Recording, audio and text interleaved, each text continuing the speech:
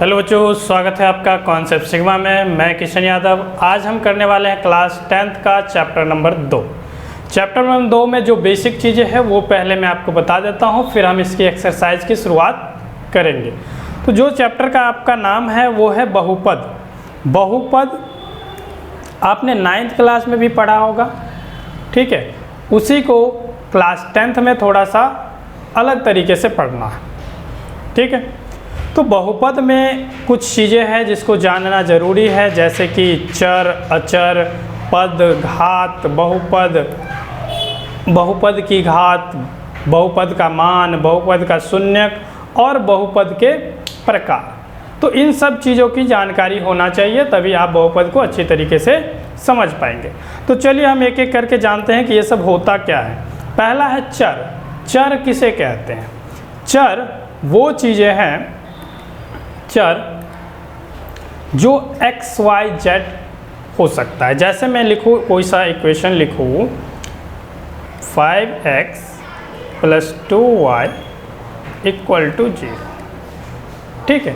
इसमें जो आप ये x देख रहे हैं ये कहलाएगा चर, ये जो y देख रहे हैं आप ये कहलाएगा चर, ठीक है। इंग्लिश में इसको वेरिएबल्स कहते हैं।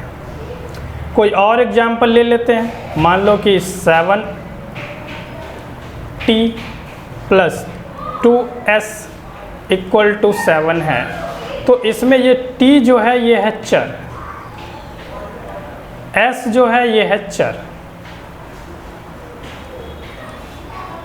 ठीक है। चर क्लियर है। नेक्स्ट है अचर। अचर क्या? अचर यानी कि कांस्टेंट। चर में जो x, y है इसकी वैल्यू फिक्स नहीं है, इसकी जगह कुछ भी हो सकता है, 1, 2, 3, 4, 5, 6, 7 कुछ भी। लेकिन अचर का मतलब है कांस्टेंट जिसकी वैल्यू होगी फिक्स। यदि मैं लिखूँ 2 तो इसकी वैल्यू 2 है, 3 लिखूँ 3 है, 4 लिखूँ 4 है, 0 लिखूँ 0 है, 4 लिखूँ 4 होगा, 5 लिखूँ 5 लिखूँ, या 7 लिखूँ या 9 लिखूँ, जो लिख रहा हूँ उस संख्या की वैल्यू उतना ही है। तो जो संख्या मैंने लिखा उसकी वैल्यू उतना ही है, ये कभी बदल नहीं सकता। यही अचर है, कांस्टेंट, ठीक है। नेक्स्ट है टर्म यानी कि पद। पद किसे कहते हैं? तो पद कुछ भी हो सकता है। पद यदि आप ले लो कुछ भी हो सकता है, यानी कि मान लो कि मैंने 5x लिख दिया + 2x लिख दिया + 4x लिख दिया + 5y लिख दिया। तो यहाँ से यहाँ तक एक पद है, यहाँ से यहाँ तक एक पद है, यहाँ से यहाँ तक ये एक पद है, यहाँ से यहाँ तक ये एक पद है, ठीक है। पद कुछ भी हो सकता है। यदि चर नहीं भी है उसके साथ तो भी वो पद होगा। 5 भी एक पद है। यदि मैं केवल 9 भी लिख दूँ ये भी एक पद है। यदि मैं 7 लिख दूँ ये भी एक पद है, ठीक है। यदि हम 12 लिख देते हैं वो भी एक पद है। क्लियर है? पद किसे कहते हैं। नेक्स्ट होता है घात, पावर्स। पावर्स तो आप जानते ही हैं, कोई संख्या है, मान लो कि ये x है, x के पावर 5 घात, तो इसके घात कितने हो जाएंगे? ये जो 5 दिख रहा है इसको आप कहेंगे घात। घात कितना? 5। यदि हम 2 के पावर 4 लिखते हैं तो इसमें घात कितना है? ये 4 घात है, ठीक है। घात समझ में आया। यदि हम 9 लिखते हैं, 9 के साथ x लिख के इसका पावर 2 लिखते हैं तो इसमें 2 इसका घात है, 2 इसका घात है, पावर्स है। क्लियर है? नेक्स्ट बहुपद। बहुपद जो हमारा चैप्टर है वो बहुपद। बहुपद क्या होता है? तो बहुत सारे पद हो सकते हैं, 1 पद, 2 पद, 3 पद, 4 पद, 5 पद, कितने भी सारे पद हो जाएगा, 1 से लेके अनंत तक, वो बहुपद कहलाएगा। पद जैसे आपने देखा x, 5x, 2x, 4x, 5y, कुछ भी हो सकता है, वो पद है। तो बहुपद क्या होगा? जिसमें कई सारे पद हो सकते हैं। यदि मैं लिखूँ 5x² + 2x 2y + 5 = 0, ये एक बहुपद है, ये एक बहुपद है। और भी लिख सकते हैं आप, जैसे कि 7x square plus 3x plus 2 equal to 0, ये भी एक बहुपद है। बहुपद और भी हो सकते हैं, जैसे मान लो कि 3x cube plus 2x square plus 3x plus 1, ये भी एक बहुपद है। ठीक है, चलिए नेक्स्ट जानते हैं बहुपद की घात। डिग्री ऑफ पॉलिनोमियल्स क्या होता है? डिग्री ऑफ पॉलिनोमियल्स क्या होता है? तो डिग्री ऑफ पॉलिनोमियल्स, सबसे पहले तो बहुपद लिखना है आपको, और बहुपद के पावर कितना है, हाईएस्ट पावर, वही डिग्री ऑफ पॉलिनोमियल्स होगा। जैसे मैं आपको एक पॉलिनोमियल्स यहाँ लिख दूँ, 7x square plus 2x plus 3 equal to 0। ठीक है, तो इसमें मैक्सिमम पावर आप क्या देख रहे हैं, मैक्सिमम पावर 2 लिख रहे हैं, तो डिग्री क्या हो जाएगा, डिग्री यानी कि d इक्वल टू क्या हो जाएगा, 2। ठीक है, यदि कोई टर्म यदि मान लो केवल 7x है तो ये भी एक बहुपद है। ठीक है, ये भी एक बहुपद है, इसका पावर 1 छुपा रहता है, 1 लिखते नहीं, तो इसकी घात कितना हो जाएगा, डिग्री कितना हो जाएगा, डिग्री हो जाएगा 1। क्लियर है?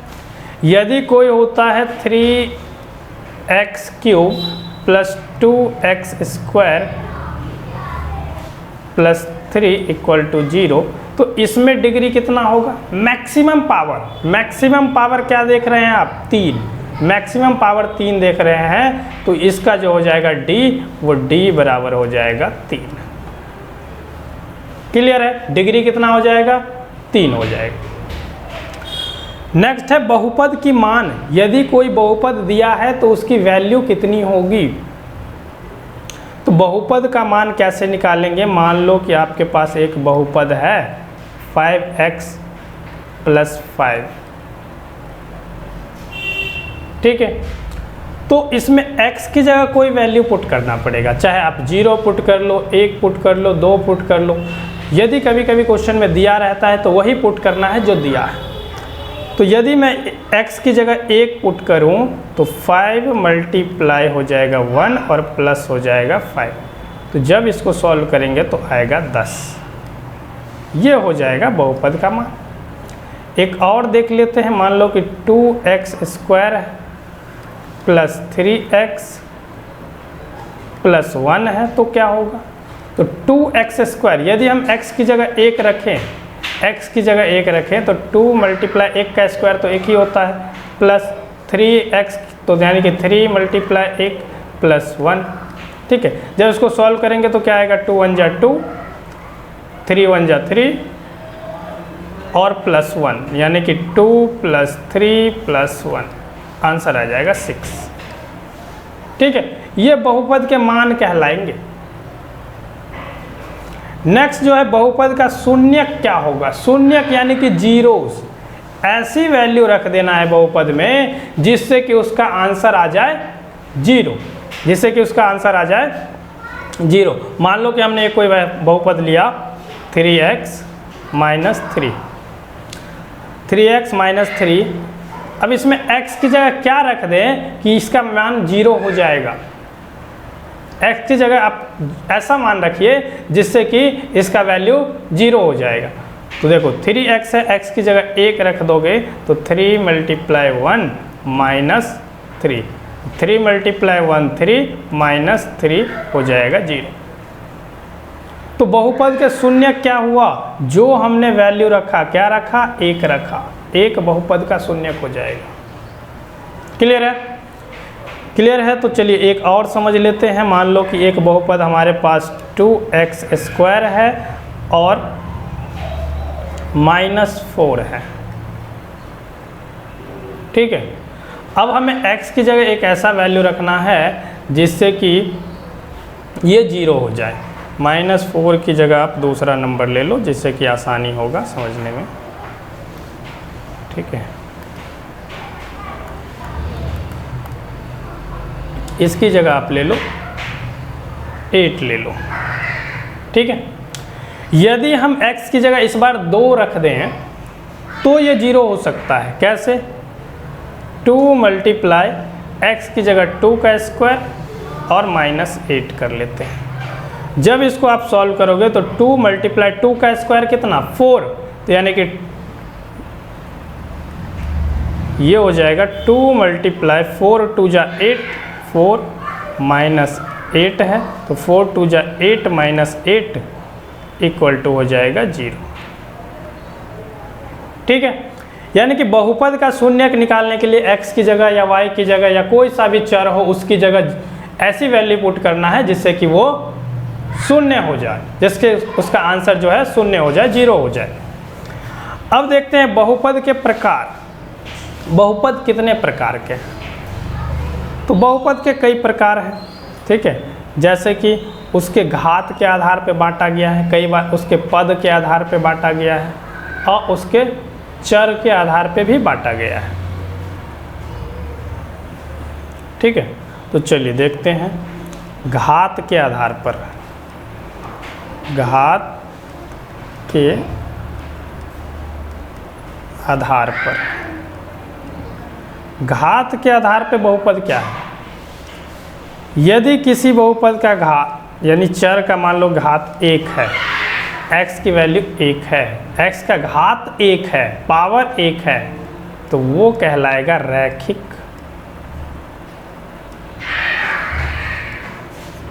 ठीक है, इंग्लिश में इसको कहते हैं मोनोमियल्स। मोनोमियल्स। ठीक है, यदि किसी बहुपद का घात 2 है, पावर 2 है, तो वो कहलाता है द्विघाती। ठीक है, द्विघाती बहुपद यानी कि बाइनोमियल।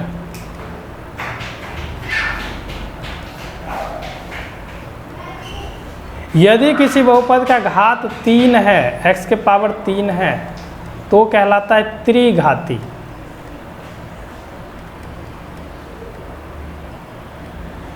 इंग्लिश में इसको कहते हैं ट्राइनोमियल।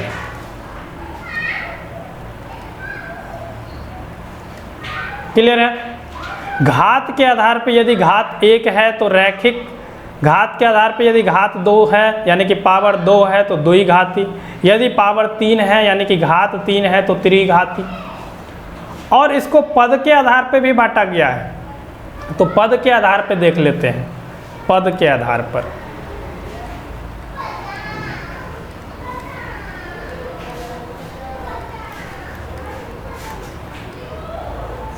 पद के आधार पर यदि किसी में एक पद है, मान लो कि 2x है, 2x², तो ये कहलाएगा एक पदी बहुपद।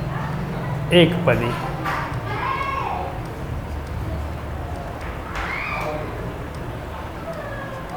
ठीक है, यदि किसी में 2 पद है, जैसे कि 2x² + 3, तो इसमें 2 पद आ गए, तो ये कहलाएगा द्विपदी बहुपद।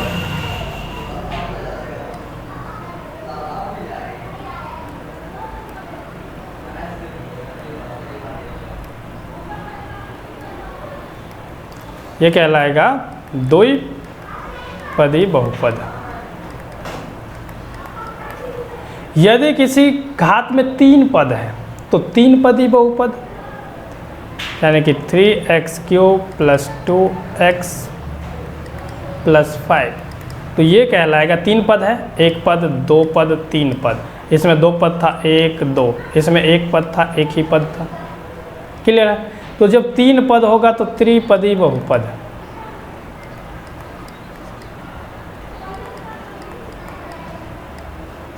ठीक है, वहाँ हमने देखा कि घात के आधार पे था रैखिक, द्विघाती, त्रिघाती। यहाँ पद के आधार पे एक पदी, द्विपदी, त्रिपदी बहुपद। एक और है,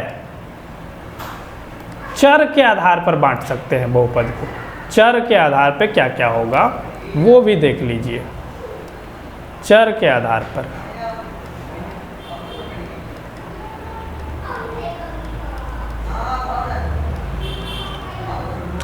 चर x y z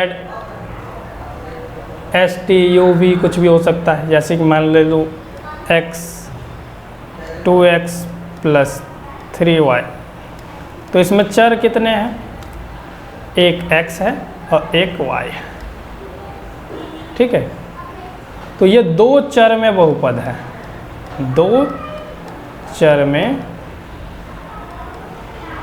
बहुपद है, ठीक है।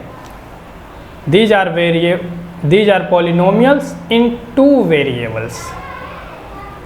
यदि इसमें एक ही टर्म होता, यदि x है या 4x है, कुछ भी है, एक ही पद है, एक ही चर दिख रहा है आपको, केवल x दिख रहा है। यहाँ मैं एक और ले लूँ, 3x ले लूँ, यहाँ मैं 2x भी ले लूँ और यहाँ 5 ले लूँ, तो सब में देखिए क्या क्या दिख रहा है, x दिख रहा है, x दिख रहा है, x दिख रहा है, y z कुछ भी नहीं दिख रहा है। तो जब एक ही चर इसमें है और पद भले ही कितना भी हो, तो ये एक ही चर वाला बहुपद है। तो आप लिखेंगे एक चर के बहुपद, ठीक है। एक ही चर है इसमें, क्यों? क्योंकि सब में x देख रहे हैं आप। यदि इससे ज़्यादा हो, मान लेते हैं इधर कि 2x plus 3y plus z equal to 0, इसमें चर कितना है देखिए, एक चर तो हो गया x, एक चर हो गया y, एक चर हो गया z। तीन चर है, तीन चर है तो ये तीन चर में बहुपद होगा। तो लिख दीजिए यह तीन चर में बहुपद है।